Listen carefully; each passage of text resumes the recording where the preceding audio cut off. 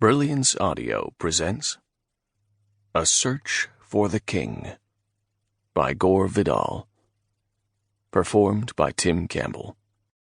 The sky was white now. At dawn the wind had begun to blow, and at dawn 3 small ships landed at Zara. Wind cut the morning mist above the Adriatic, whitening the sky.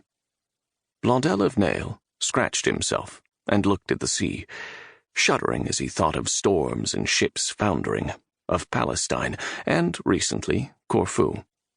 He yawned, stretched until his shoulders made a comfortable cracking noise. He thought how nice it would be to rest in some pleasant castle for a few weeks and exchange his Saracen lice for European ones. Perhaps he would write a ballad about the sea, now that he was on land again. Sea gods, storms, infidels, crusaders. He began to hum to himself as he walked up and down the quay. The port of Zara was small, more oriental than European, with narrow, crooked streets and brown-faced, robed figures chattering and doing business. Beyond the town he could make out low hills, wooded and dark.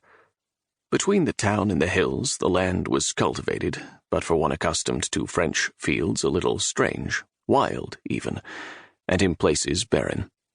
The town itself was uninteresting. He liked cities and he liked countryside, but small ports, small towns, and inconsequential castles bored him. Small towns were dangerous, too. It was better now, of course, than in the days before the First Crusade, when strangers were apt to be stoned to death as a matter of policy.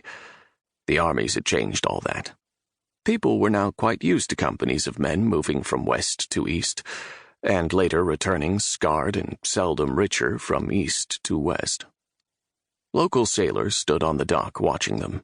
They made no move, however, to approach the edge of the dock where the 3 ships were being unloaded. Only 2 other ships, fishing vessels, were in the port. The horses were being unloaded now. They were nervous. Grooms soothed them, forced and coaxed them onto the dock. He saw his mare, already saddled, being led from the ship to the dock.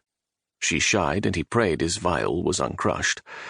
It was his favorite instrument, brought all the way from France. He'd played the same viol the night St. John of Acre fell. A groom brought Blondel's horse. He mounted and rode to the other crowded end of the dock. Hooves made a deep hollow noise on wood as he rode through a crowd of men and horses. Baggage was being sorted, and the king's lieutenants, Baudouin of Bethune and William of Letugue, were shouting orders. In the center of a confusion of grooms, knights, and squires, stood King Richard. He was frowning, talking quickly, and to Blondel's surprise he was wearing the long brown robes of a monk. "Well, someone's got a horse, I see," said Richard irritably. "I think they've lost mine." He shouted for his horse, angry, as he often was. Blondel, who had known him better these last 3 years than any man, found him at times frightening. He watched him as he smoothed his long, thick hair out of his eyes. At 34, Richard was graying, and deep lines curved to the corners of his small mouth, half hidden by a short beard. He was a handsome man, and vain. Yet, though vain, he disliked ugly faces, and he always had handsome people around him.